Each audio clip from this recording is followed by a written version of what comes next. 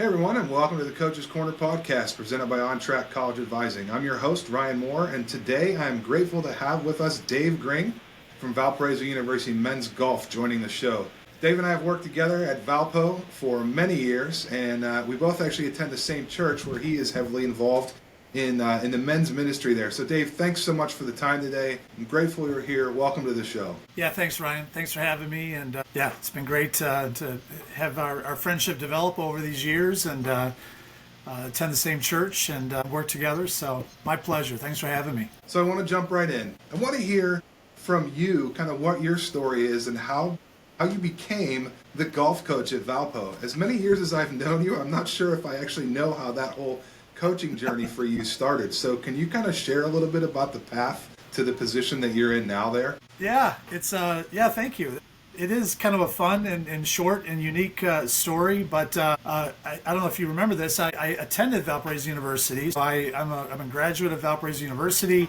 Graduated in 1988, was a marketing major, played golf, was on scholarship for 4 years, played golf at Valparaiso University.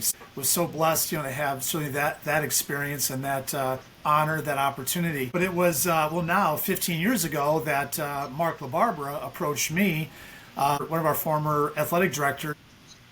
He approached me and I got to know Mark through our church, also through our church. I met Mark and our friendship developed just through our church body. So he had approached me, I guess that'd be called 16 years ago, and just had said to me that there was an opportunity to lead the men's golf program, and if I was interested. It's interesting, Ryan, I said to him, I just was like, you know what, Mark, I'm actually, thank you. I said, thank you for asking, and I'm deeply honored. I said, but I'm really very content with, the business that I'm doing and what I had been doing, for at that time, the previous 10 years or so. And he's like, yeah, understood, Dave. He said, well, how about this? How about, let me take you out to breakfast. Let me take you out to breakfast and, let's just kind of, visit some more. Let me give you a little bit more details. And I was like, absolutely. How can I turn down a breakfast with my good friend, So, Sure. So to fast forward, I ended up taking him 2 breakfasts, taking me out. But the more that he articulated and kind of described the position and the opportunity, the more I just got more and more interested and even enamored as far as with the possibilities. So it all worked out. I ended up accepting that position. I interviewed for it, accepted it, of course, and I just kind of balanced it in still, with the business that I have been doing for a number of years. Yeah, so, and here we are. It's hard to believe, Ryan. I know you did it a long time. You've been in sports, I should say, for a very long time. I'm in my 15th year now, and, here we are. So, but one other thing I'd like to add, it's kind of a funny little sidebar.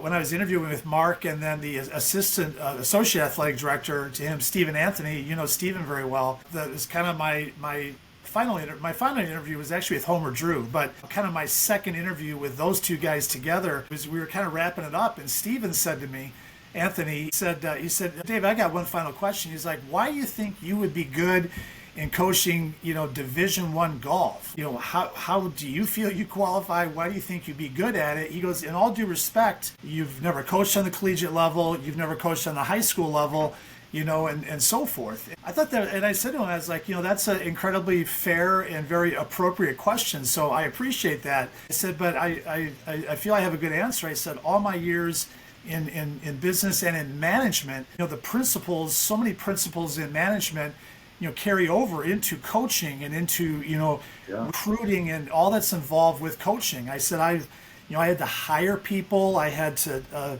recruit people. I had to develop my people. I had to, enable them to excel, at a high level, to what they desired in their pursuits, and then send them on, to a promotion or just whatever else that they were doing. I said, I don't see that being any different than coaching. I still have to, recruit my players. I still have to develop my players. I still have to travel with my players and prepare them, for the world, and just post college. It's a different industry, but I don't really see any of that being any different. And he actually said to me, he was like, wow, that's actually a pretty good answer. I appreciate that. And like I said, I'm blessed, and here I am now 15 years later. So I got the job and all that. But Yeah, so it was an interesting path, a different path for me. I can't sit here and say to you, I've been in golf, in coaching or in, I've been in golf my whole life. I've been around it ever since I started when I was 8 years old. So, and I competed, in high school, competed in college, even out of college,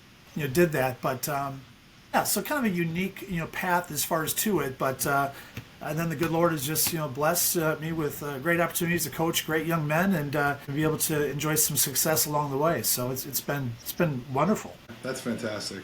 It's a story I resonate with a lot, actually, going the other direction, having one of my first jobs being in coaching and carrying that for as long as I had, and then leaving to go into the corporate world or whatever you want to call that, and needing to look at what I bring to the table. And so you recognizing that there from the other way is great. So it's a great answer for sure. Well, and you know this, Ryan, our mighty Lord has a plan for all of us. It's biblical, it's truth. And, sometimes the path is a little bit murky and sometimes we don't know what direction he's taken us, but he loves us and he provides opportunities for us and, and so forth. And so it's a blessing.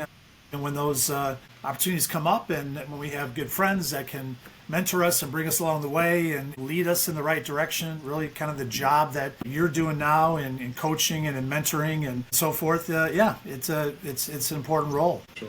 So I'm going to talk to you a little bit today about the recruiting side of things and the talent that you are going after when you are going through that vetting process. Beyond that talent, what are the top 2 or 3 maybe non-negotiable things that you like to prioritize when you're evaluating those student athletes to be a part of the program at Valpo?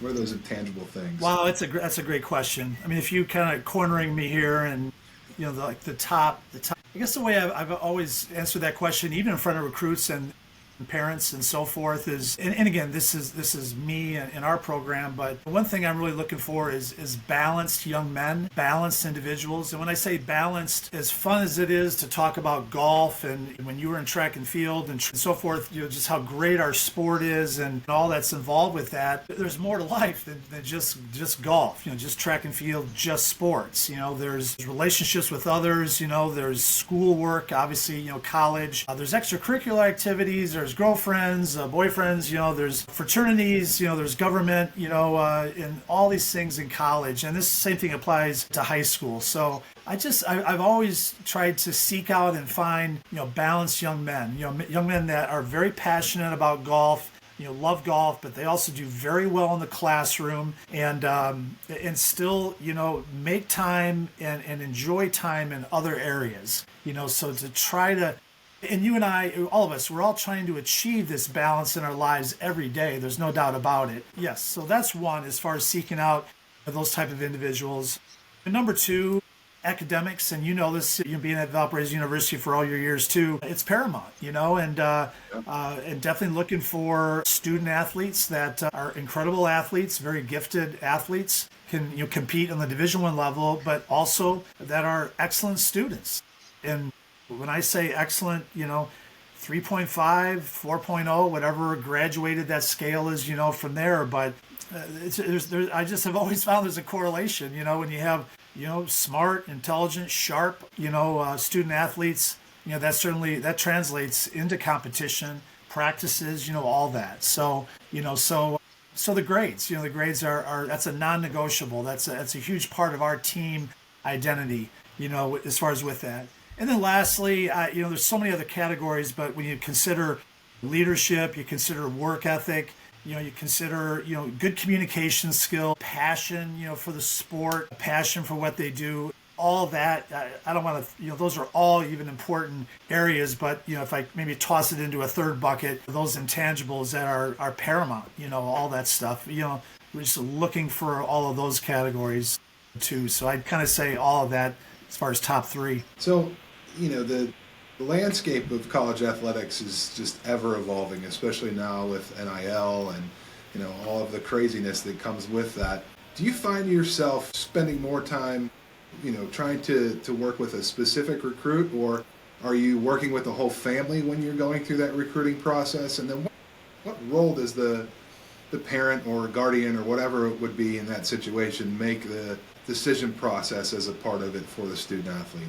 Yeah, as you know, Ryan, it's this landscape that we all are in it's so dynamic, and how it just year in year out is changing substantially, significantly, and very much so over the past 2, 3, even 4 years. So it's incredibly dynamic, and so for the recruit, my heart goes out to them. It's challenging. It's challenging for us as coaches when the recruiting process, and then in finding the recruits that are going to be a great fit in our program. But on top of that, it's even more challenging on the part of the recruit and their family. So to answer your question, yeah, there has to be diligence. There has to be passion again. There has to be the pursuit on the part of the recruit. A lot of homework, a lot of time, that is put into it. It's almost a bit of a job. It's like, okay, well, you have your sports, you have your grades, you have your homework and all that, but then there's also time on the part of, I'm talking about high school recruits here, even college if they're transferring,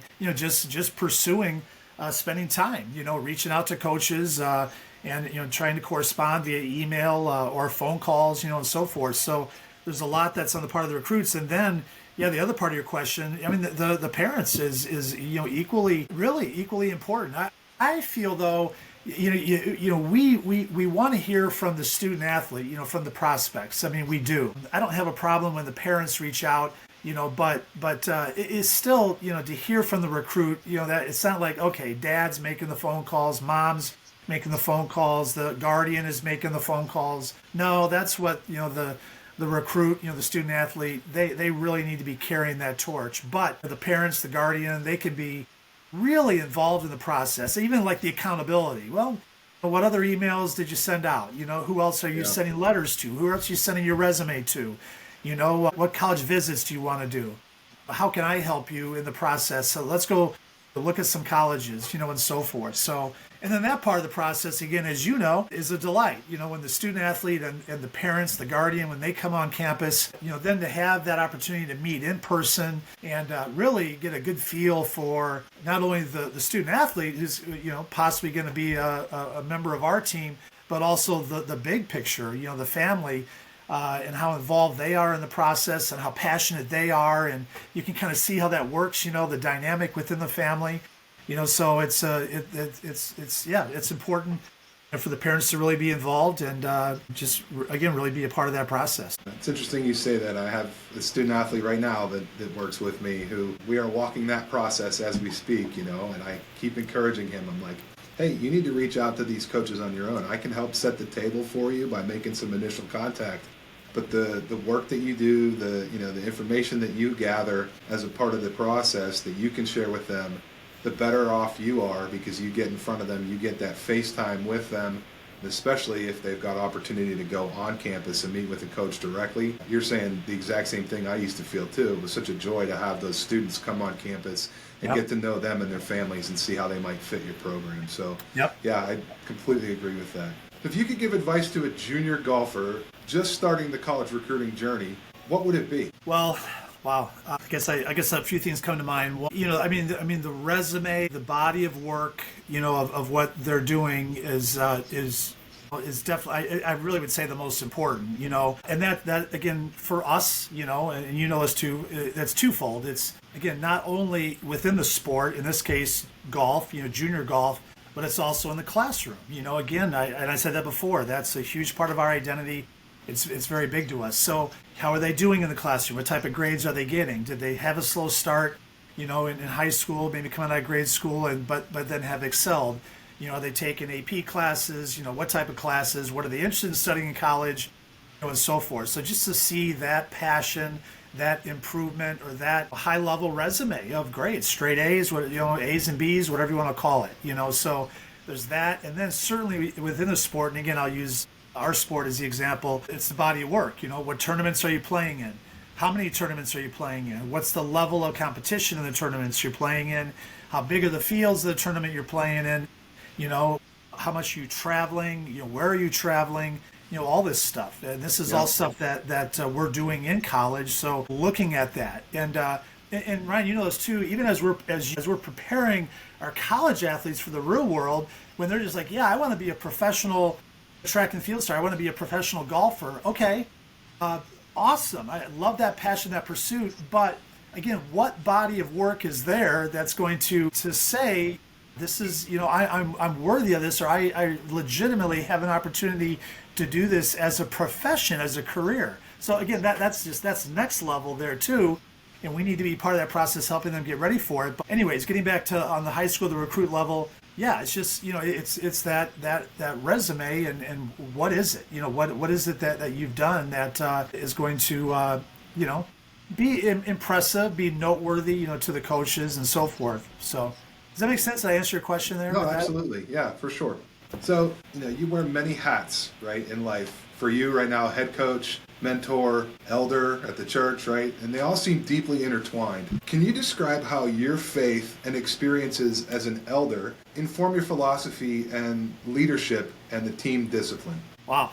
Well, that's a great question. Well, Jesus, our King, right? He's the author and perfecter of our faith, and that's where it all starts. It's what He's done for us, and our identity as men, as Christians, and so forth in Him. Even the success that we have had in our sports and our accomplishments and within our church, and so forth. It's all Him. It all goes back to Him. He's enabled it, right, Ryan? He's given us the talents and abilities. He's given us the university, the schools that we coach at. He's given us the players.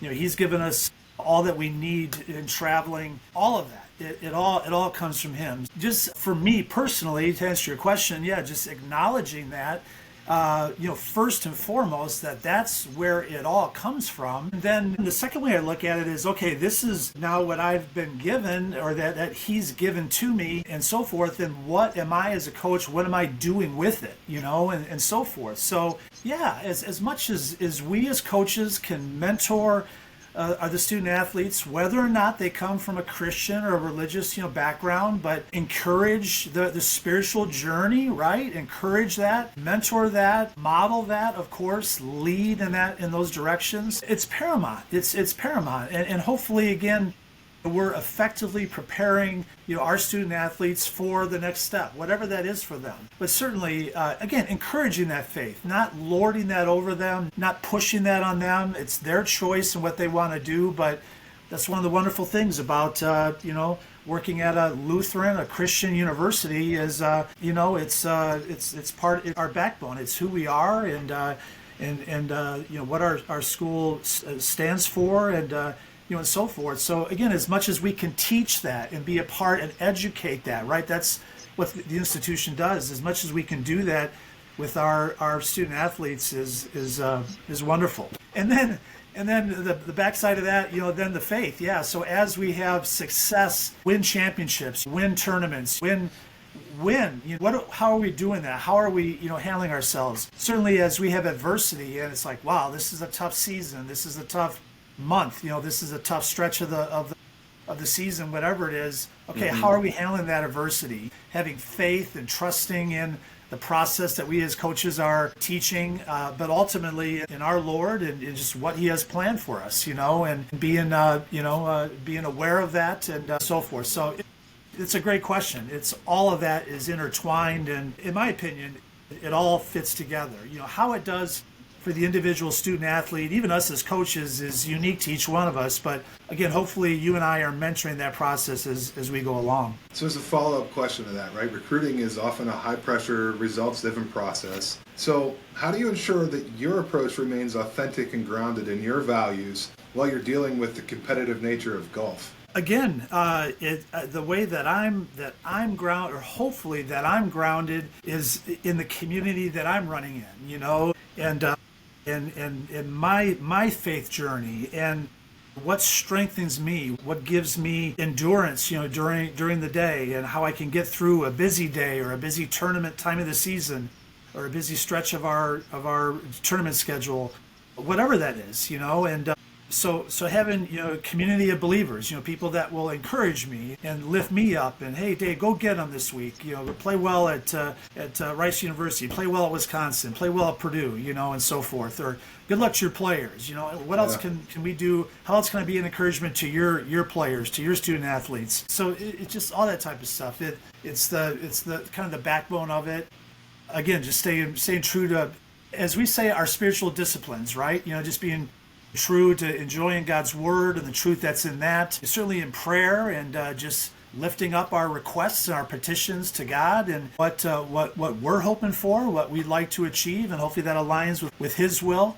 And serving others, right? We have to serve. We have to serve our student athletes. We have to serve our fellow coaches. To serve the administration we work for. All that. So these are all disciplines, and I just know that, hopefully the more disciplined that I am, the more disciplined I am, day to day and so forth, is the people I'm surrounding myself with, the encouragement that I'm getting, again, hopefully positive, then all of that will overflow, right? As Pastor Anita says, it just flows out of us, right? And it flows into others. So, hopefully that's the case day in and day out. So, in life, in college life, there's going to come a time where a student has something that they're dealing with that is outside of the athletic side of things. So whether it's academics, personal life, or whatever that looks like. How does your role as a mentor take precedence over your role as a coach when a student comes to you with a situation like that? Yeah, I had that last week with one of my players, just something, personally that he wanted to do and how that was kind of balancing against our practice schedule. I've had that, I've had health-related things,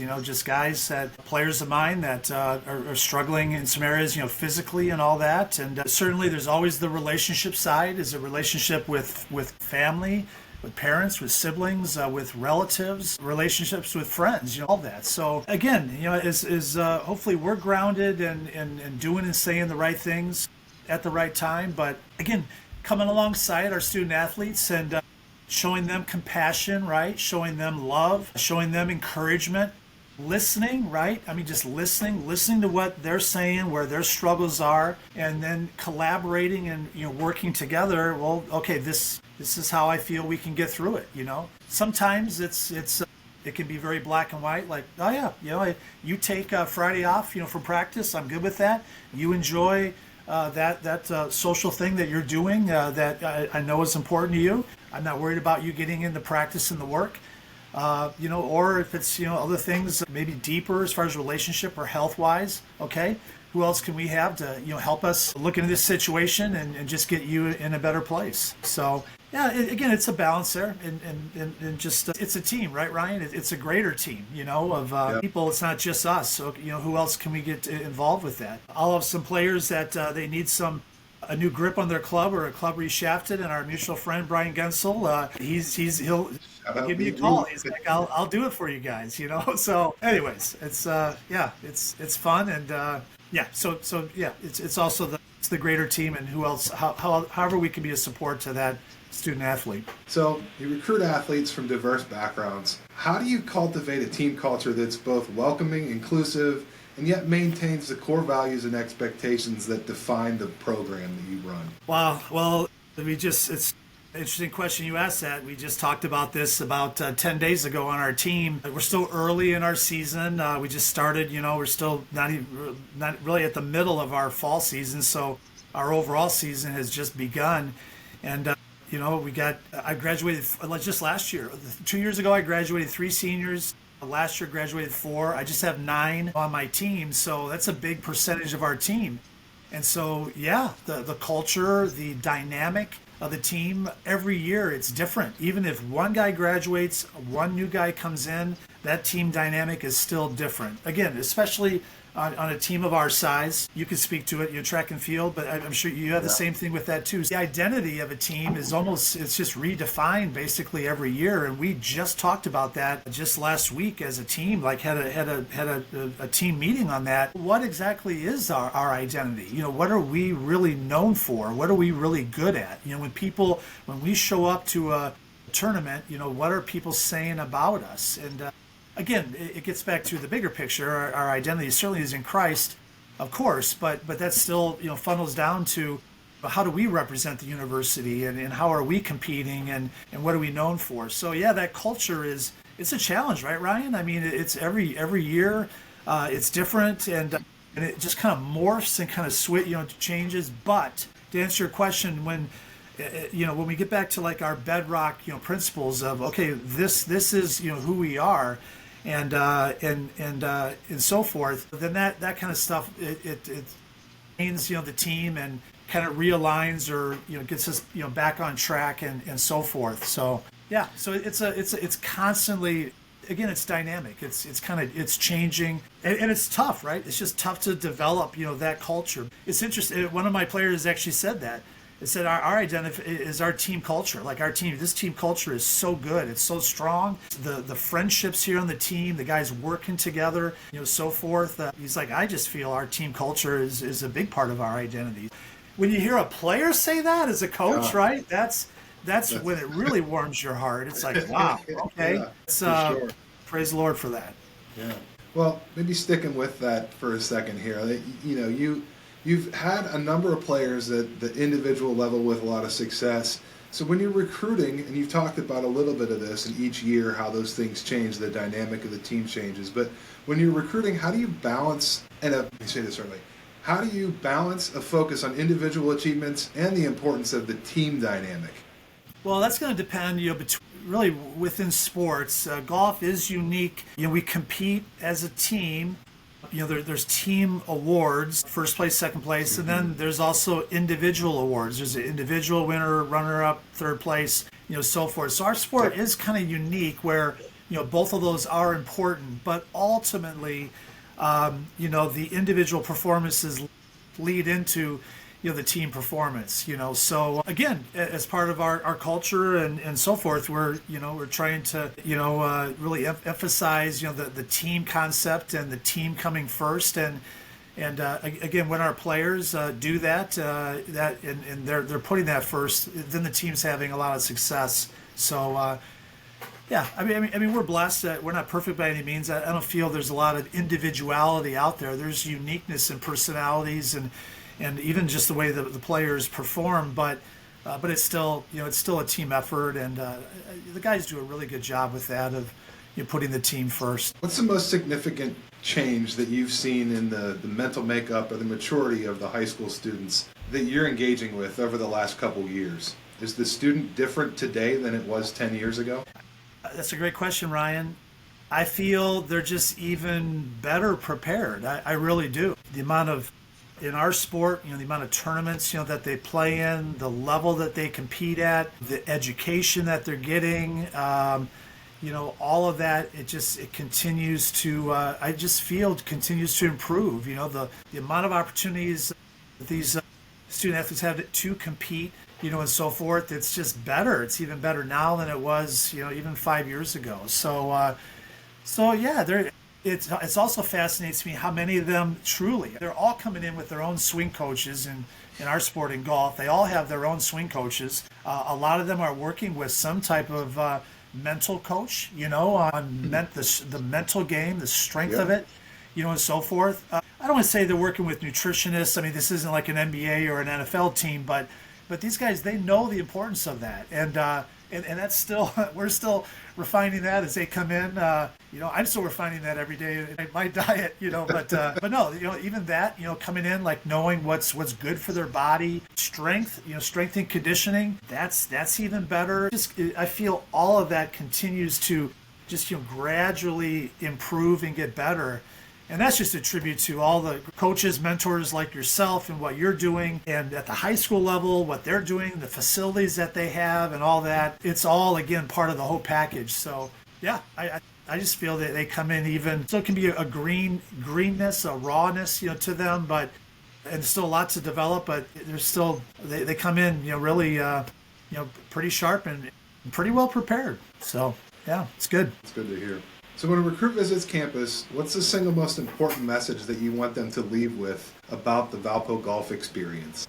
For us in our sport, the single biggest takeaway I tell them is that I know at Valparaiso University, I know that they are going to get a tremendous education. I know that. The level of education at our institution is it's tremendous. And they're going to have a degree that they're very proud of. It's going to carry some weight. It's very, very strong. And then coupled with that, they're going to have a high quality Division I experience in their sport. They're going to enjoy that. I feel they're going to have success, and again, there's a lot of broad answers to that part of it, but I know that I will, and our fellow coaches at VU will provide a high quality, Division I experience. And that doesn't even mention all the other important things like, the friendships that they're going to develop, lifelong friendships, and the people they're going to meet and the mentoring they're going to get and the business connections they're going to get, and so forth. They're going to have all of that. Yeah, there's a lot of opportunity for our student athletes, and it's evident. It's evident in the body of work of what has graduated from our institution and what will continue to be a part of that. Let's talk about the current season. What's the outlook for the team right now from your perspective? What's the ceiling? The outlook it's really exciting. We have had it's been a slow start into the season, and just working through the challenges and just the pursuits, with the lineup and so forth, and that's expected. That really none of that is different, but these guys are, again, they're very determined. They're really hardworking, very hardworking. They're very goal oriented, and they want to win, and they have a high desire, to win. So it's a process. We just you just work through the season and continue to develop their games, get better in the classroom, all that stuff, and it's a crescendo. Just working towards the end of the season for us in our sport. Our championships in the spring. So we have kind of our fall portion, our fall season, 5 tournaments, 7 tournaments in the spring, and then the conference championship at the end of April. So we're working towards that, and so we really have a very good picture of what we have and what we're working with right now and so forth, and the things that we need to work on, and then all of that just needs to keep building and improving as the season goes on. Great bunch of guys, great again, a great culture on the team. These guys, they hang out with each other, a lot of the time. And I'm not just saying the freshmen and sophomores with them and the junior seniors, they're all hanging out, doing stuff together, so that's healthy, that's good. They sincerely enjoy each other and encouraging each other. So a lot of potential, a lot of excitement, as the season as we look ahead here, for sure. Now you have a capped roster limit, right? So how many student athletes will you look to bring in over the next year to the program? Yeah, this year is unique in the sense I only will have one senior graduating, so that's one seat on the bus there. Certainly, we never anticipate if there's transfers or something like that. Then that can change there. We have very little of that, fortunately, as far as on our team. Our players are with us and and stay with us for their duration of their college careers. So it's it looks like just one as far as for this next year. Yeah, selective for sure. Yeah. So what can a recruit do to get in touch with you? What's the best way to contact Dave Gring? The best way is now I'm really showing my hand here. That's a great question, but the best way, personal letter. Yeah, I mean, the emails are good. I mean, I do look at the emails. In the emails, I can get a little feel for their introduction and how they're introducing themselves. Certainly, if they have a swing video attached, great. If they have their golf resume attached, really their high school resume, I should say, attached, excellent. So just could take time as far as looking at that. But that's also, Ryan, I got to be honest, that's also the challenging part. All of us coaches, and this too. Just again, working through all of that comes into the inbox, that still takes a lot of time and effort there. Yeah. So how are they being noticed, and what's the level of persistence? No, I don't need an email every day. I don't need one every week, but like in golf, they might send an update. Well, I did this in this tournament, coach. I'll let you know how I do after my next tournament. Those type of things. I always admire if they even on their own, even if they come on campus and take a look at campus and really get a feel for how beautiful the campus is and how unique that it is, and well laid out, easy to navigate, and so forth. So kind of taking that even upon themselves. Certainly to do a visit, through the admissions department, to do a campus tour, and get so much valuable information and just learn more about the university is another great way for students just to acquaint themselves. It's just shopping. It's like going to a shopping mall. Okay, well, what do they have to offer here? And student athletes, they need the prospective ones. They need to do more of that. They need to just visit the campuses, and then if it works with the coach's schedule, the coach is available or on campus that day. Fine, they can meet with the coach and get some time to be introduced that way. So yeah, those would be probably the primary ways right there. That's great. Oh, All right, and then I don't want to forget. I don't want to forget to mention also. I mean, referral is huge. So if there's someone that's graduated from the university, if there's someone that if my players that play, hey, I played with one of your players last summer, or it's just all of that. Those type of things are invaluable too. Just as we find out there's a common connection, and so forth. So that's another great way. Yeah, help letting your network vet the students, I think, is great. So Right. okay, so last question for you. Here it Who's is. the one person that you would love to walk a course with? What's the course and why? Wow. Well, I don't want to get sentimental here at the very end of the interview. The first two people that come to mind, honestly, I mean, setting aside all the great professionals out there and so forth, would certainly be my dad and my assistant coach, Ron Gring, who's also my cousin. I could bore you with so many great stories that hopefully you would enjoy of times with both of these guys on the golf course. So many over the years, so many great experiences. And so to go out and walk a course and just maybe talk about the course or, and so forth. I mean, my dad, a massive coach, obviously for me, and still to date. And then Coach Ron, just a dear cousin. I love him so much. And again, our assistant coach on the team, which is just such a joy. So to collaborate with him as we're setting our lineup, as we're playing in tournaments, as we're competing, as we're recruiting, is just an absolute joy for me, and just to experience and enjoy the sports with. So yeah, those would be the first two as far as people that come to mind there. What was the second part of the question? What course are you playing? What course am I playing? Well, I haven't. We just returned from the number one course in Texas yesterday, Whispering Pines, which was unbelievable. But I've never been to to Pebble Beach. I haven't been to Shinnecock. I haven't been to Marion. I haven't been to Seminole. So there's in golf. There's can be a pretty big list. So I'd say really any of those, any of the top 10. Torrey Pines, I still haven't been out there yet. So to walk any of those with them would be incredible. Well, Dave, thank you so much for your time today.